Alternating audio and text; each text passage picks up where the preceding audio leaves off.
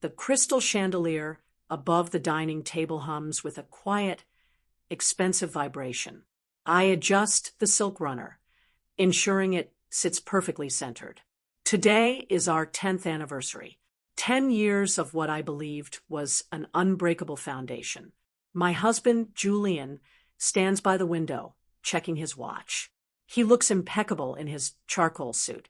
I've spent the last decade polishing his image, supporting his climb to senior partner, and keeping our home like a page from a magazine.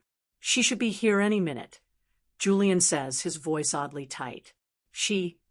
I pause, my hand hovering over a wine glass. I thought this was just us, Julian, a private celebration.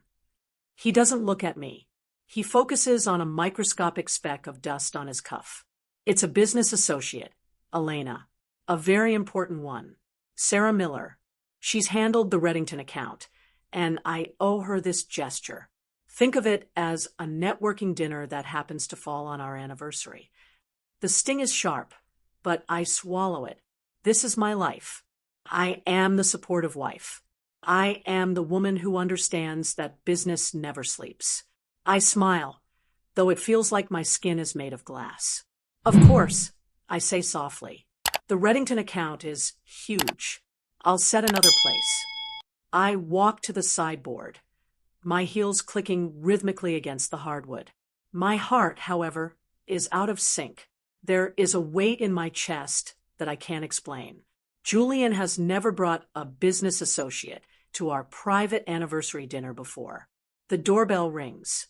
It's a sharp, demanding sound that echoes through the foyer.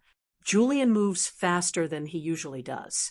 He's at the door before I can even leave the dining room. I hear the murmur of voices, a low, masculine tone meeting a bright, melodic laugh. It's a sound that feels like a cold draft entering a warm room. When they walk into the light of the dining room, I freeze. Sarah Miller is younger than me. She wears a dress that costs more than my first car, a bold, emerald green silk that clings to her in ways that feel unprofessional. But it's not her dress that stops my breath. It's the way Julian is looking at her. It's a look he hasn't given me in 5 years. It's a look of hunger, of pride, and of something deeply, dangerously familiar. Elena, Julian says, his hand hovering just inches from Sarah's waist. Meet Sarah. Sarah extends a hand, her nails painted a deep blood red. It's such a pleasure, Elena. Julian has told me almost everything about you. She smiles and I see it, the flicker of triumph in her eyes, the way she scans my face, looking for a crack in my composure. In that moment, the perfect illusion of my marriage doesn't just crack. It shatters. I seat them. My movements are fluid, practiced. I am a ghost in my own home. I point Sarah toward the chair directly across from Julian, but she lingers. Actually, I say, my voice steady despite the roar in my ears. Since this is such an intimate gathering, Sarah, why don't you sit right here, beside me? Julian blinks, surprised. Sarah's smirk falters for a fraction of a second before she recovers. I'd love that, she purrs. She sits. I can smell her perfume. Something heavy, floral, and suffocating. It's the same scent I found on Julian's collar 3 weeks ago. I had convinced myself it was just a scent from a crowded elevator. I was a fool. I pour the wine, $1982 Bordeaux, a vintage for a special occasion. As I lean over to fill Sarah's glass, I see it. On her right wrist, she wears a gold bracelet, a delicate chain with a small diamond heart. I know that bracelet. I saw the receipt in Julian's coat pocket last month. I thought it was my anniversary gift. My gift is currently on the wrist of the woman sitting inches away from me. The house is lovely, Sarah says, picking up her fork. So, traditional. Julian said you spent years decorating it. I did, I reply, taking my seat. I wanted to create a sanctuary, somewhere Julian could feel safe, somewhere built on honesty. Julian clears his throat, his eyes darting between us. The appetizers are excellent, Elena. Did you get these from the bistro? I made them myself, Julian, just like I make everything in this life work. I watch them. I watch the way their knees almost touch under the table. I watch the way Sarah reaches for the salt and lingers her hand near Julian's. They think I'm blind. They think I'm the simple wife who stays in her lane. So, Sarah, I lean in, my shoulder nearly touching hers. How long have you been working with my husband? Julian says you're indispensable. Oh, a little over a year, she says, sipping her wine. She looks at Julian and giggles. We've spent many late nights at the office. Projects like ours require a lot of overtime. I imagine they do, I say. The air in the room feels thin. I am suffocating on their audacity. They are flaunting it in my home, on my anniversary. That was the moment everything changed. The pain didn't go away, but it grew a cold, hard shell. I realized they weren't just having an affair. They were performing for me. They wanted me to see it without them having to say it. They wanted to see if I'd break. You know, Sarah says, tilting her head. Julian mentioned you were thinking of traveling. Maybe a long trip, somewhere far away. He thinks you need a break from all the stress. She's not just the mistress. She's the replacement. They're already planning my exit. I'm not going anywhere, Sarah, I say, my voice dropping an octave. I've invested too much in this property to leave it now. I look Julian dead in the eye. He looks away first. He can't face the woman he's betrayed, but he can't stop looking at the woman he's replaced her with. I realize then that I am not just fighting for a marriage. I am fighting for my life. The dinner drags on like a slow-motion car crash. Every laugh from Sarah feels like a physical blow. Every time Julian compliments her sharp mind, I feel a piece of my heart turn to ash. After the main course, Julian stands up. I forgot the extra bottle of wine in the cellar. I'll be right back. He leaves the room. It's just me and her. The silence is heavy, oily. Sarah sets her fork down. She doesn't pretend anymore. She leans back, crossing her legs, the emerald silk riding up her thigh. She looks at me with pure, unadulterated pity. You know, Elena, she says, her voice no longer sweet. You're making this very uncomfortable for everyone. He doesn't love you. He hasn't for a long time. I feel the blood drain from my face. You're a guest in my home, Sarah. Be careful. You're home. She laughs, a sharp metallic sound. Julian signed the papers to put the house in his name only during the last refinance. Didn't you read the fine print? He's been preparing for this for months. I felt invisible. For 10 years I built his world, and he was erasing me from the blueprints while I was still standing in the room. I trusted them. I whisper to the empty air. Trust is for people who have nothing to lose, Sarah says. She leans closer, her breath smelling of wine. I'm the one he calls at $2 a.m. I'm the one he takes on business trips to Maui. You're just the housekeeper he happens to be married to. My hands are shaking under the table. I want to scream. I want to flip this table and claw the smug look off her face. I want to demand to know why. Why her? Why now? But the collapse is internal. I feel my lungs tightening. I can't breathe. Everything I thought was real. The late nights he worked, the flowers he sent just because, the plans for our future. It was all a script. I stand up abruptly, my chair screeching against the floor. I need a moment. I choke out. I stumble into the kitchen, gripping the edge of the marble island. The cold stone feels like the only real thing in the world. I look at my reflection in the dark window. I don't recognize the woman staring back. She looks broken. She looks defeated. I hear Julian come up from the cellar. He doesn't come to the kitchen to check on me. I hear him walk back into the dining room. I hear them whispering. Then I hear a muffled sound, the sound of a kiss. The betrayal isn't just a secret anymore. It's a physical presence in my home. I lean my head against the cool cabinets. I want to give up. I want to pack a bag and disappear into the night, letting them have this hollow victory. I feel the weight of 10 years of wasted love pressing down on my shoulders, trying to crush me into the floor. But then I see Julian's laptop sitting on the kitchen counter. It's open. He must have been working before the dinner. I look at the screen. A folder is open. Legal/disposition. I feel a spark of something other than grief. It's a cold, sharp spark. Anger. They thought I wouldn't fight back. They thought I was too weak, too traditional to handle a dirty fight. They think they've already won. I dry my eyes. The collapse is over. The reconstruction begins now. I click through the files. My heart is hammering against my ribs, but my fingers are steady. Julian is arrogant. He never thought I'd touch his computer. He thinks I don't understand business. I find a subfolder labeled SM. I open it. It's all there. Photos of them on vacations I didn't know about. Logbooks of bank transfers.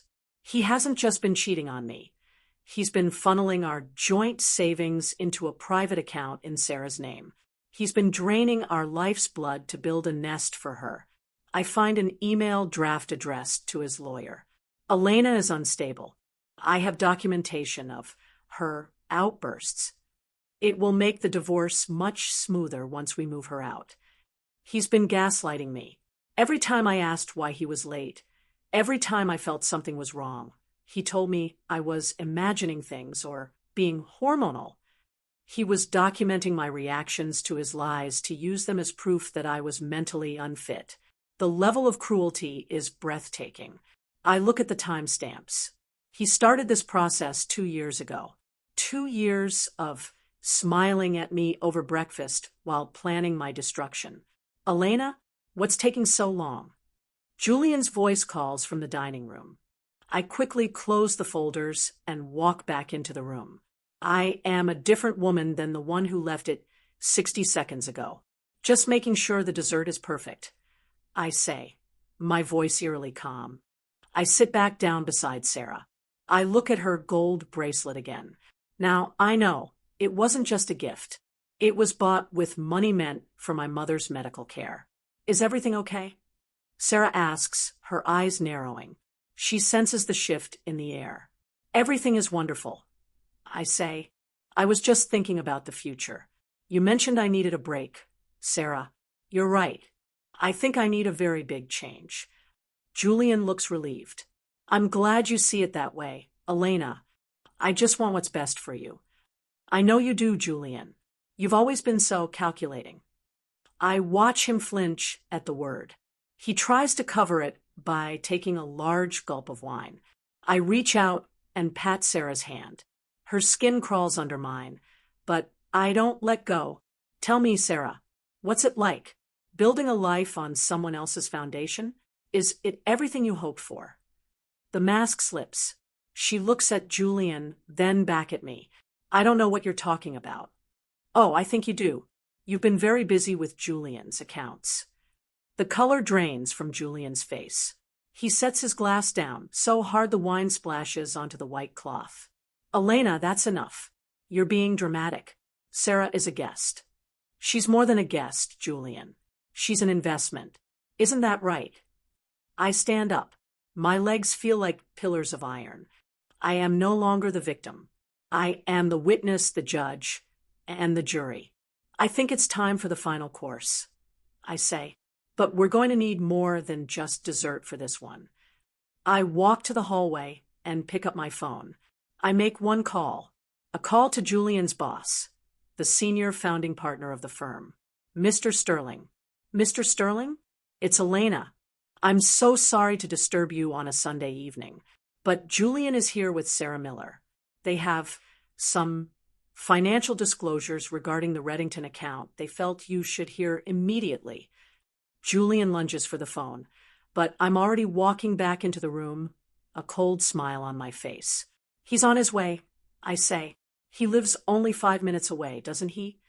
The panic in Julian's eyes is the most beautiful thing I've ever seen. Are you insane? Julian hissed, his voice a jagged whisper. You just ruined everything. Sterling doesn't know about us. He doesn't know about the us part yet, I say, smoothing my skirt. But he will care very much about the missing funds from the Reddington account that you've been moving into Sarah's name. Embezzlement is such an ugly word, Julian. Sarah stands up, her face twisted in a mask of rage. You don't have proof of that. Those were bonuses. Bonuses aren't routed through offshore shells. Sarah, I've been a CPA for 12 years. Did you both forget that? Or did you think I just did the laundry? I had stopped working when Julian asked me to support his career. But I never lost my license. I never lost my mind for numbers. Elena, listen to me, Julian says, trying to step toward me, his hands out in a placating gesture. We can talk about this. We can settle this quietly. You don't want to do this. I don't want to do this. Julian, you've spent 2 years trying to have me committed, so you could steal my inheritance and run off with your mistress. Quietly is over. I turn to Sarah. And you thought you were seating yourself at the head of my table, but you're just a liability now. Once Sterling sees those records, your career is over. You won't be a senior partner. You'll be a defendant. Sarah's eyes dart to Julian. She's looking for protection, but Julian is a sinking ship, and he's looking for a lifeboat. It was her idea. Julian blurs out. The silence that follows is deafening. Sarah turns to him, her mouth agape. What did you just say? She pressured me. Elena, she said she'd leave me if I didn't provide the lifestyle she wanted. I was under duress. I almost laugh. This is the man I loved. A coward who would throw his soulmate under a bus the second his own skin was at risk. Julian, shut up. Sarah screams. She grabs her purse from the chair. I have the emails where you told me how to hide the transfers. I kept everything. You wouldn't dare, Julian growls. I'll do whatever it takes to stay out of a cell.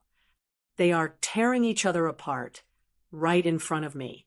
The great love they flaunted moments ago is dissolving into a mess of accusations and fear. I walk to the sideboard and pour myself a fresh glass of wine. I sit back down, at the head of the table this time. Please continue, I say, gesturing with my glass. I want to make sure I have the whole story ready for Mr. Sterling. It saves me so much time when the criminals confess to each other.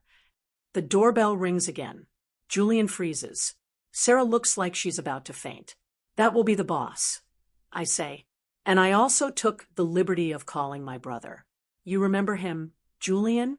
He's the one in the district attorney's office. The blood drains from Julian's face until he is the color of the white tablecloth. He looks at me, and for the first time, he sees me. Not the simple wife. Not the housekeeper. He sees the woman he should have been afraid of all along. Mr. Sterling enters the room like a thunderstorm. He is an old-school man of integrity, and the sight of Julian and Sarah together, looking guilty and disheveled, tells him half the story before anyone speaks. Explain this, Julian, Sterling barks. Why am I being told there are financial discrepancies in my firm's largest account? Sir, she's having a breakdown. Julian stammers. She's making things up because she's jealous of Sarah.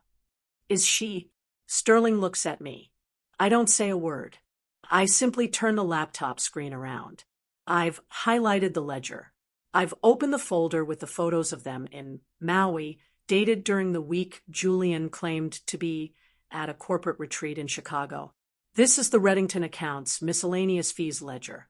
Mr. Sterling, I say calmly. And these are the private accounts in Sarah Miller's name that received those fees. I've cross-referenced the transaction IDs. It's all there. Sterling leans in, his face hardening as he scrolls. The silence in the room is suffocating. Sarah, Sterling says, his voice dangerously low. You are fired. Effective immediately. Security will escort you from the building tomorrow morning to collect your personal belongings, if you aren't in custody by then. Sarah begins to sob, but it's not the sob of a victim. It's the sob of a caught predator. Julian told me it was okay.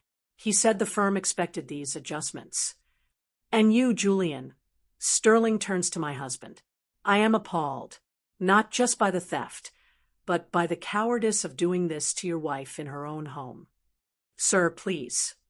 Get out, Sterling says. I'll be sending my legal team to review every single file you've touched in 5 years. Elena, I am deeply sorry. I had no idea. I did, I say, looking at Julian. But I'm finished being the only one who knows the truth. But I'm not done. I turn to the corner of the room where I had set up a small camera earlier that evening. I had it hidden in the bookshelf, aimed directly at the dining table. By the way, I say, my voice ringing out. This entire dinner was live-streamed to our private family group chat. Your mother, your sisters, our friends, they've seen everything. They heard you admit to the theft. They heard you throw Sarah under the bus. And they heard you call me unstable. Julian's eyes go wide. He reaches for his phone, which has been buzzing incessantly in his pocket. He looks at the screen, and his face crumples. His mother's voice rings out from a missed voicemail he accidentally triggers. How could you, Julian? After everything Elena did for you, you are no son of mine. The public execution is complete. He has no career, no mistress, and now no family to retreat to. He is a man standing in a void. Sarah flees the house, screaming at Julian as she runs down the driveway. Julian stands in the center of our beautiful dining room, looking at the ruins of his life. Elena, he whispers, I have nowhere to go. That's not my problem anymore, Julian. The locks are being changed in 20 minutes. Your things are in the garage, in garbage bags, where they belong. I stand up and walk Mr. Sterling to the door. I thank him for his time. When I turn back, Julian is still there, looking small. You really did it, he says. You destroyed me. No, Julian, I say, opening the front door for him. I just stopped protecting you from yourself. The house is quiet now. The smell of Sarah's perfume has been scrubbed away with lemon and vinegar. The $1982 Bordeaux is poured down the drain. I sit on my porch, watching the sun begin to rise. The news broke this morning. Julian and Sarah are being formally investigated for grand larceny. The firm has filed a civil suit to recover the funds. Julian's private account has been frozen by a court order. He called me from a cheap motel, begging for a loan. I blocked his number before he could finish the sentence. It's funny. I thought I would feel a great hole in my life. I thought that without the perfect illusion, I would be nothing. I spent 10 years defining myself by a man who was busy erasing me. But as I sit here, drinking a cup of coffee in the silence, I don't feel empty. I feel light. I look at the garden I planted. I look at the walls I decorated. This house is mine now. The fine print Sarah mentioned, she was lying. Julian tried to change the deed, but he needed my signature, and he had attempted to forge it. My lawyer already had the evidence to void those documents. I am sitting on my own land, paid for by my own strength. The betrayal was a poison, but the revelation was the cure. I lost a husband, a marriage, and a future I thought I wanted. But in the wreckage, I found something much more valuable. I found the woman who doesn't need to be supported. I found the woman who can take down a titan with a spreadsheet and a dinner party. I pick up my phone one last time. I delete the photos of our wedding. I delete the videos of our vacations. I click format on the life I used to know. My brother is coming over later to help me plan the next steps. There will be a long legal battle. Yes, there will be gossip and whispers. But for the first time in a decade, I am not afraid of the truth. I stand up and walk back into my home, locking the door behind me. I don't look back at the empty street where Julian's car used to be. I look forward into the quiet, beautiful unknown. Sometimes losing your family is the price of finding yourself.